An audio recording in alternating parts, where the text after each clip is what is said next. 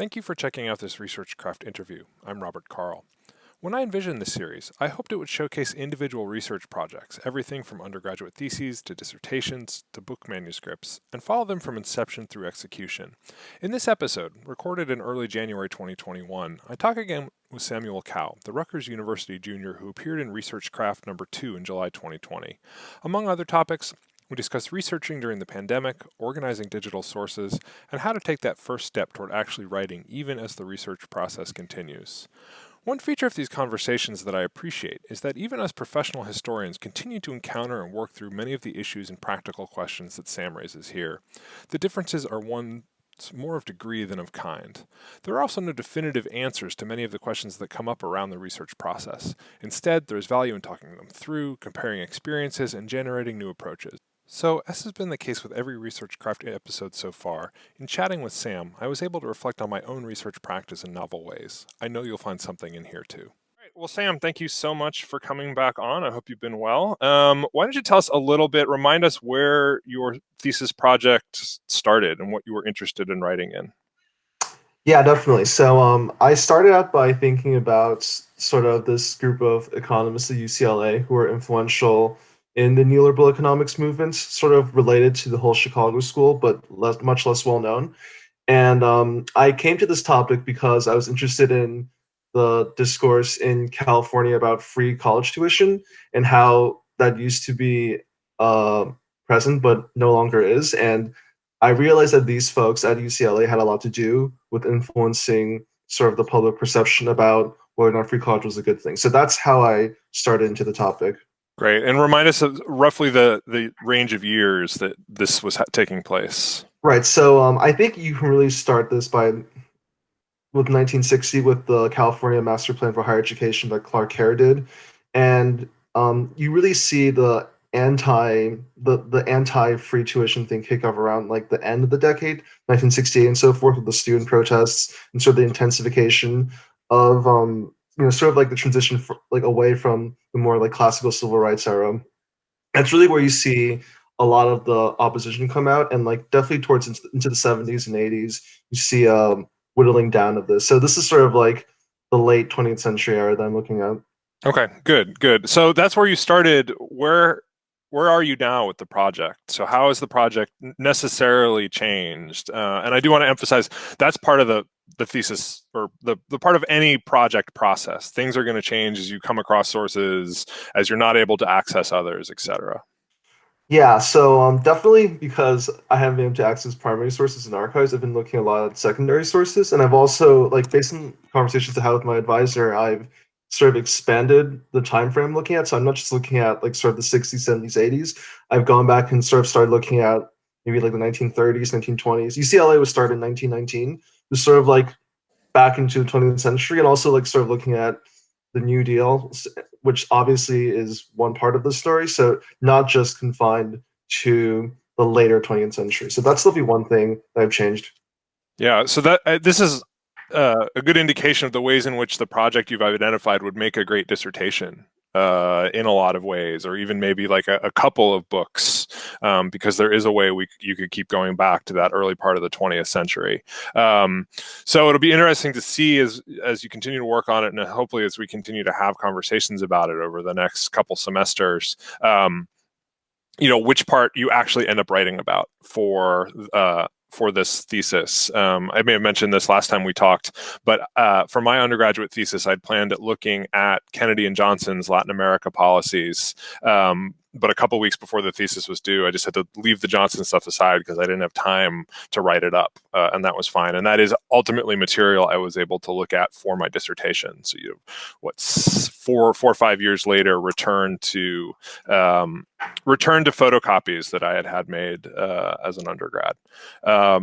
So, yeah, again, part of the process, and it'll be interesting to see where you end up taking it. Are there other pieces of the project that have changed over the past couple of months?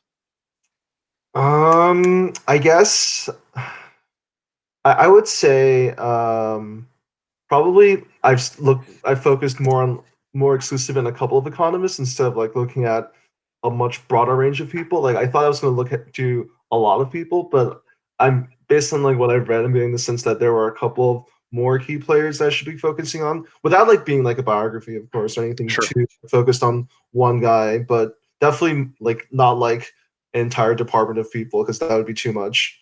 Right. Right. So how did you focus in on these individual actors? So a lot of it was based on just reading a lot of like secondary sources. Like I noticed like the department chair. Well, he wasn't always the department chair, but like he was the department chair for a long time. His name kept cropping up in a bunch of like other books that I found. Like I was reading this book about the conservative legal movement, and they would run these seminars about economics, and this guy would come and teach the seminars. So I figured, but I mean, I already known he was important, but I realized that I should probably put even more weight on him. So that's mostly a lot of it was just coming through secondary sources. Some of it also just looking at parts of the UCLA student newspaper, which I Good. haven't gone through completely yet, but that's also part of it.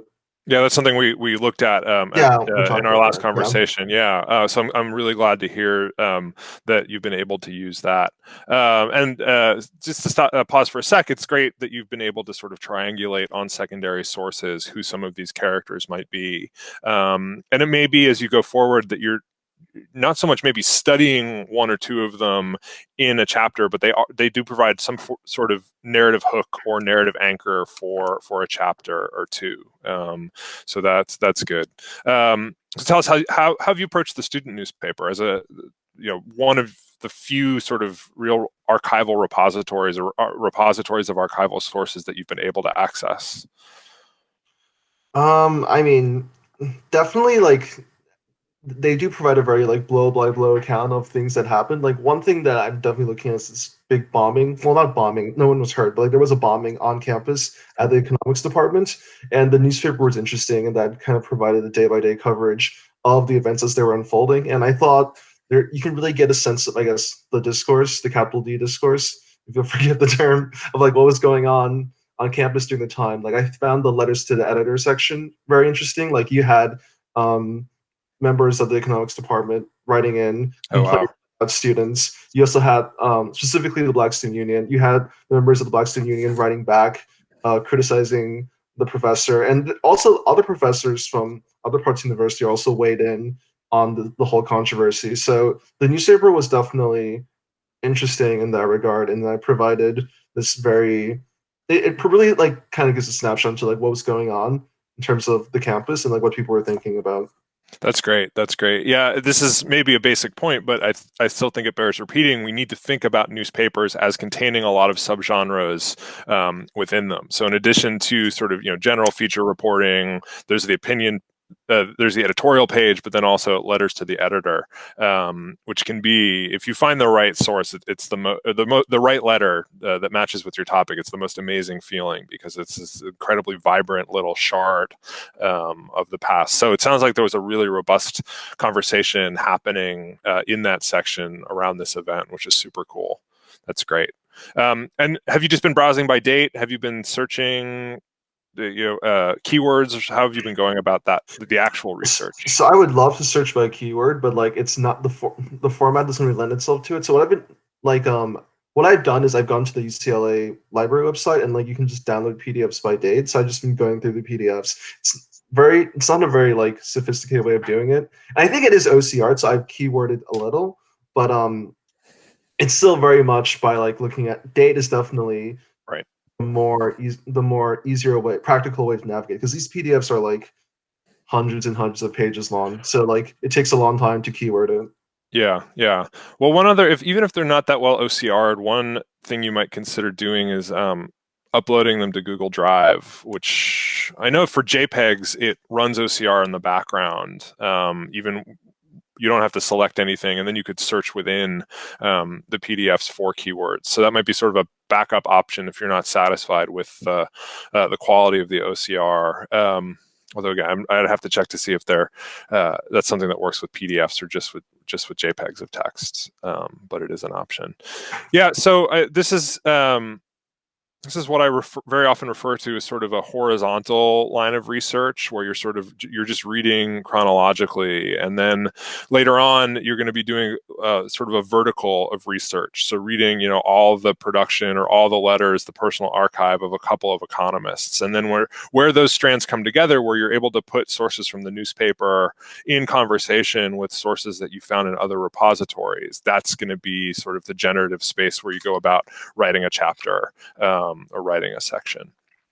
So hopefully it's helpful to think about the research process in those ways. It stinks in some ways that you're not able to search for keywords, but there's something beautiful about the brute force approach of just reading, every issue of a newspaper for a couple of months. I looked at every the editorial page cartoon in the major Columbian newspaper for like a 2.5-year span, just by clicking through, which was a little tedious, but also really cool and led to some of my favorite parts of the research process. Yeah. All right. So pausing for another second on process. What are some ways in which you sort of learned to work more effectively over the past, I guess it's been 6 months since we last spoke? Yeah. So I guess I used to think that I could just kind of brute force read everything. Obviously, that's not the case because especially I guess this is more. Because I've been reading more like secondary sources. Like I thought I could just read all the secondary sources, but obviously like you quickly learn you can't do that. So I've definitely been more strategic in terms of picking out like what to read and also how to read. Like definitely, I know gutting is a standard graduate student thing you have to do, and like I've definitely kind of pick that up myself. Like it's not that hard once you like figure out the process, but like it does take some getting used to because at least in undergraduate and definitely high school, you're told to read everything. So like that's something that I've been learning to do. Yeah. So walk us through a little bit more of the details of that process. Right. So mostly, obviously, you read the introduction. That's pretty obvious. You read the important parts. Figuring out what's the important part is obviously the tricky, but the important parts of each chapter. I've also learned that you should look at the index to figure out like it's almost like a frequency list of That's things that great. are important.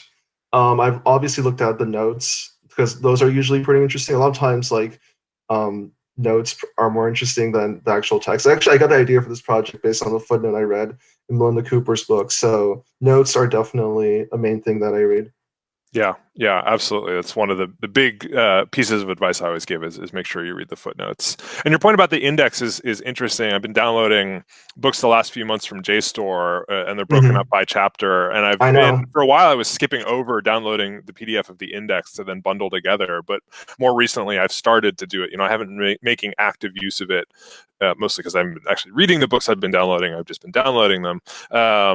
So it's great to hear that you've been using that as sort of a crude engram in some ways of what's important in the book. That's terrific to hear.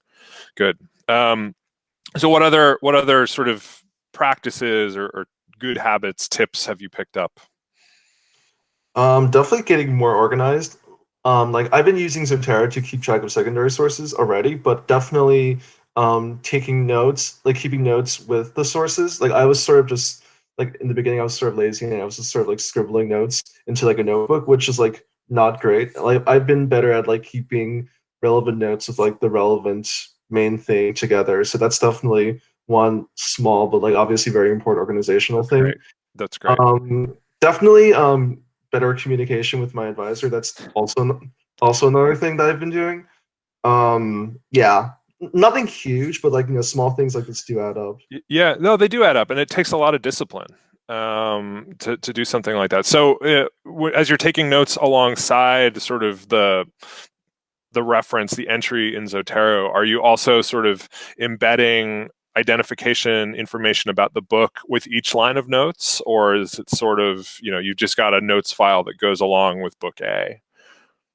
Um, I have like some tags. Like I know Zooter like auto generates tags. Sometimes I'll add some tags too to like make Good. it easy to sort through the lists. So it's not just like a mass of notes. Okay. Good. Good. I'll be interested. Maybe at a later date, you could share your screen and we could show that process, because the tagging feature within Zotero is something that I want to make better use of, and tagging in general is sort of my area where I want to become more disciplined, because I don't know of a good system for going about it. So I'm glad you're finding your own way on this. So what questions then do you have, maybe less about the specific content of your project than the doing of the project?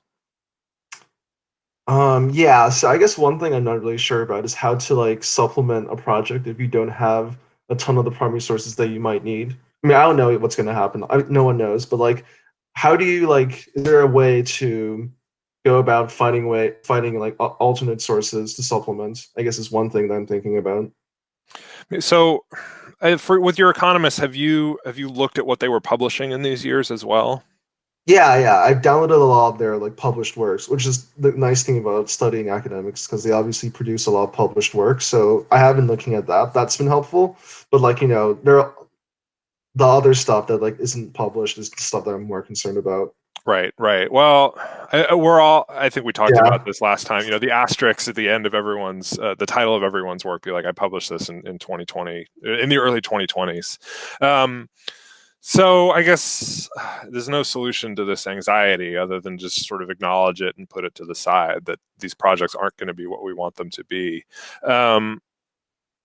This isn't quite the point, but as stuff begins to open up, maybe archives are open, but we can't travel to them ourselves. So maybe we find someone local who could help us out for an hour or two. Maybe sort of resource sharing of primary sources was, I think, one of the real benefits of the early part of the pandemic, and I'm hoping we can continue in that spirit. So have the going back to the economists' papers, I mean, is there even any alignment between sort of what you're reading about campus politics on the one hand and then what they're publishing about on the other? Or Yeah. are they sort of two streams? No, there is a fair amount of overlap. So That's like I great. think one of the most I guess notable instances of this is James Buchanan's book. So he actually I know he's more famous for teaching at UVA, not UVA. Actually he was at UVA and also like George Mason, like in Virginia, but he did like briefly teach at UCLA for a while. This is during the late 60s, and he came away really disgusted by it. And he wrote this whole like almost like a rant with another guy who also taught at UCLA called Academia and Anarchy. And it's basically this complaint about how free tuition is causing student anarchy, and he links this to makes a lot of like economics arguments like with his particular brand of economics to justify getting rid of free tuition. So that's one example. A couple of other guys, like guys who spent their entire careers at UCLA, they also wrote some essays making arguments to along similar lines as Buchanan. So there is some overlap to this. It's not like just pure theory and like the politics are kind of no. There is some overlap. Yeah. That sounds like a chapter right there. Yeah. So that's the kind of critical density I would hope to see in a student's work. The critical density of historiography and sources and different kinds of sources coming together. So I guess one other sort of practical question in your program. How long is a thesis supposed to be? How many chapters is it standard? Is the standard? I think I'm doing one that's like 100 pages. So there's no like set length for a chapter, but I guess you can kind of go from there and figure out. I mean, I haven't decided the chapter structure yet. That's probably a little too granular for now, but Hmm. like Hmm. 100 pages. So I guess like 20 pages per chapter or less would Yeah. be what I was thinking. Yeah. Yeah. This is very often a conversation that happens at the graduate level with the PhD dissertation, but there's no reason it wouldn't apply to what you're doing now. You don't always write a thesis in order, right? So Right.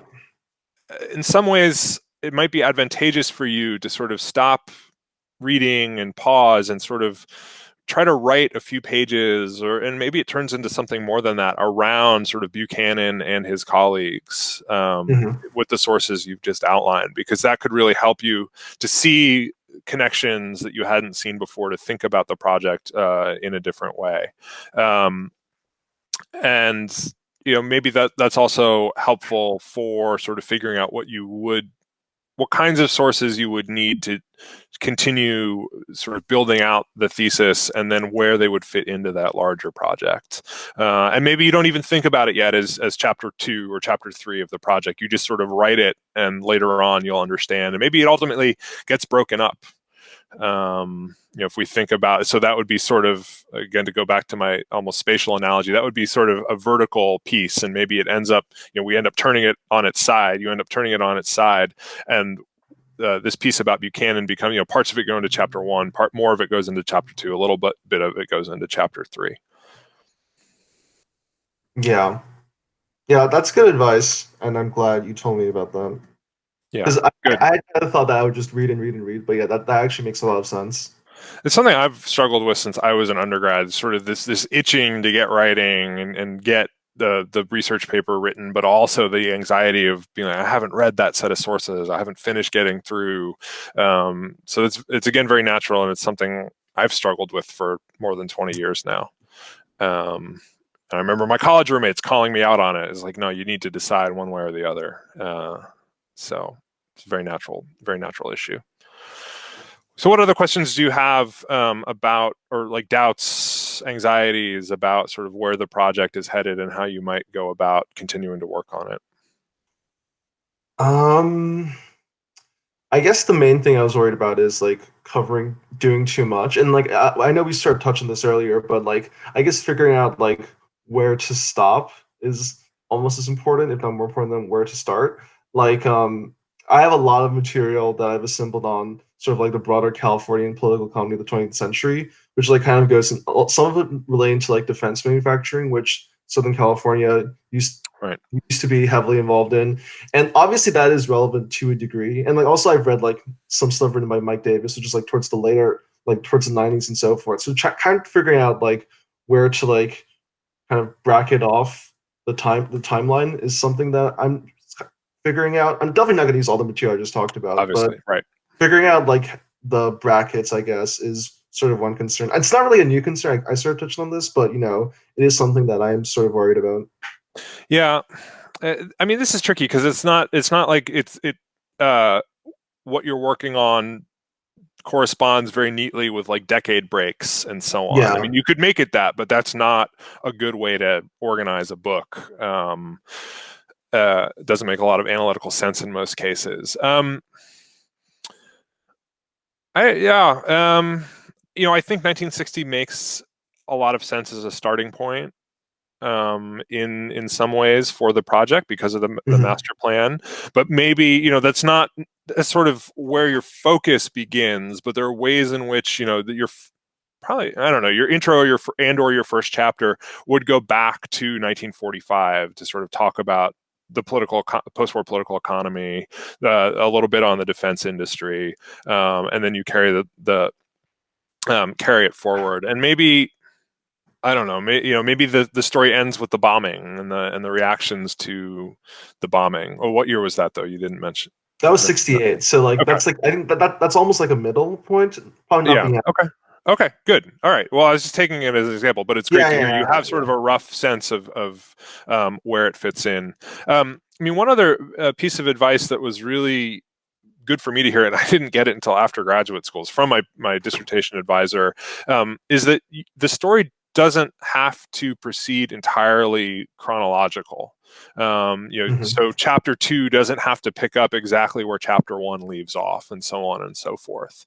So, see, my book, the dissertation was different, but the second chapter is 1958 to 1960, and then chapter 3 goes actually back to late 1957, just from different actors' perspectives, right? So you're jumping around a little bit in time as you change focus on the major themes, the major actors, the part of the country or the state that you're studying, and so on. So that was reassuring to be told that. So Yeah. and play around with that. Think about how the story changes depending on whose perspective you're telling it from, and maybe it's you start with a couple of, each chapter sort of focuses on a different set of actors or a different set of issues, and then they all come together in the third or fourth chapter. These actors meet up for the first time, whether it's in the letters to the editor section, or it's at a conference, or it's in some other imagined or physical forum. Yeah. Yeah, that's a good point, not having to like write in strict chronological order, because I guess it's something that I'm used to thinking, like a lot of people are used to thinking of in strict chronological order, so that's good to know. Yeah. Again, it's in some ways it's maybe obvious, but it's also not obvious. Yeah. So it's made a huge. If I think back to all the advice I've gotten about sort of the craft of historical writing, that's one of the most important pieces of it. Pieces of that advice I've gotten. I hope we can talk again, maybe in Yeah. another, it's been 6 months, maybe in another 4 to 6 months, see where you are with the project. Yeah, for sure. Well, this was great. Thanks so Yeah. much Thanks for for having coming me. back on. Absolutely. Thanks for watching this installment of Research Craft. Be sure to subscribe to my YouTube page to be updated on new episodes, and also follow me on Twitter and join the conversation. I'm at R.A. Carl.